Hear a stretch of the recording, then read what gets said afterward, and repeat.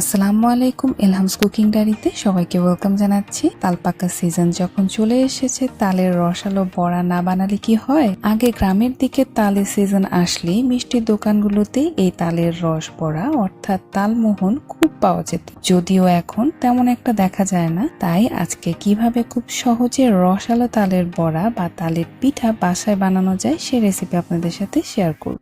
তালের বড়া বানানোর জন্য আমি চেলে নেওয়া তাল নিয়েছি 2 কাপ পরিমাণের। এর মধ্যে আমি হাফ চা চামচ বেকিং পাউডার দিয়ে দিয়েছি, আর দিয়ে দিয়েছি 2 চিমটি লবণ। এখন বেকিং পাউডার এবং লবণ তালের সাথে একটু ভালো করে মিশিয়ে নিচ্ছি। মেশানো হয়ে গেলে এখন আমি 3 টেবিল চামচ ময়দা এর মধ্যে মিশিয়ে নিচ্ছি। ময়দাটা তালের সাথে খুব ভালো করে মিশিয়ে নিতে হবে। মেশানো হয়ে গেলে এখন এর মধ্যে আমি দিয়ে দিচ্ছি 1 কাপ পরিমাণের চালের গুঁড়া। এই চালের গুঁড়া আমি একবারে দিব না, অল্প অল্প করে আমি দিয়ে মিশিয়ে নিচ্ছি। যারা আমার চ্যানেলকে এখনো সাবস্ক্রাইব করেননি তারা সাবস্ক্রাইব করে বেল আইকনে ক্লিক দিয়ে রাখবেন, তাহলে আমি নতুন রেসিপি দিলে তার নোটিফিকেশন আপনাদের কাছে সবার আগে পৌঁছে যাবে।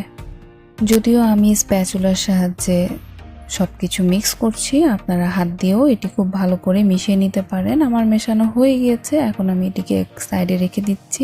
এখন আমি একটি শিরা তৈরি করে নিব। এর জন্য আমি 1 কাপের থেকে কম পরিমাণের চিনির সাথে 2 কাপ পরিমাণের পানি দিয়ে দিচ্ছি। এখন এর মধ্যে দিয়ে দিচ্ছি 4টা এলাচি এবং ছোট ছোট 2টি দারচিনির টুকরা। এই পর্যায়ে আমার মনে হয়েছে আর একটু চিনি দেওয়া লাগবে, তাই আমি আর একটু চিনি দিলাম। শিরা বানাতে আমি টোটাল 1.5 কাপ পরিমাণের চিনি ব্যবহার করেছি। 5-7 মিনিট পরে ঠিক যখন এরকম হালকা আঠা ভাব আসবে তখন আমি শিরাটি চুলা থেকে নামিয়ে নিলাম। এখন চুলায় একটি প্যান বসিয়ে তাতে পরিমাণ মতো তেল দিয়ে তালের বড়াগুলোকে ঠিক এভাবে হাত দিয়ে ছেড়ে দিতে হবে। আমি দেখিয়ে দিচ্ছি, দেখুন ঠিক এভাবে করে প্রতিটি তালের বড়া আমি হাতে নিয়ে তেলের মধ্যে ছেড়ে দিচ্ছি। এখানে একটি টিপস হচ্ছে, তালের বড়া তেলে ছাড়ার পর যদি ভেঙে যায় বা খুলে যায়, সেক্ষেত্রে তালের যে মিশ্রণ বানিয়েছি তার মধ্যে আর একটু চালের গুঁড়া মিশিয়ে নেবেন, তাহলেই দেখতে পারবেন বড়াগুলো আর খুলে যাচ্ছে না।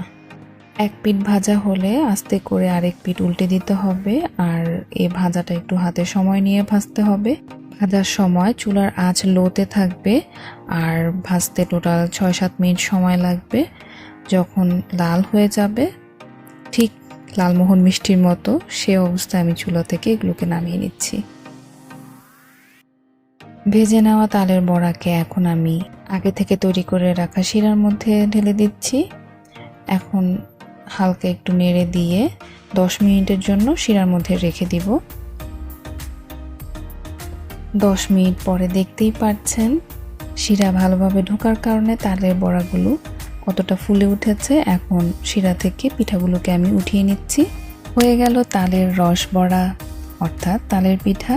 তালের এই রস বড়া পিঠাটি আমার খুবই পছন্দ, কারণ এটা এত নরম তুলতুলে এবং রসালো হয়, যা খেতে খুবই ভাল লাগে। আমি ভেঙে দেখাচ্ছি, দেখতেই পাচ্ছেন পিঠাটি রসে টুপটুপ করছে আর ভেতরটা কতটা সফট হয়েছে।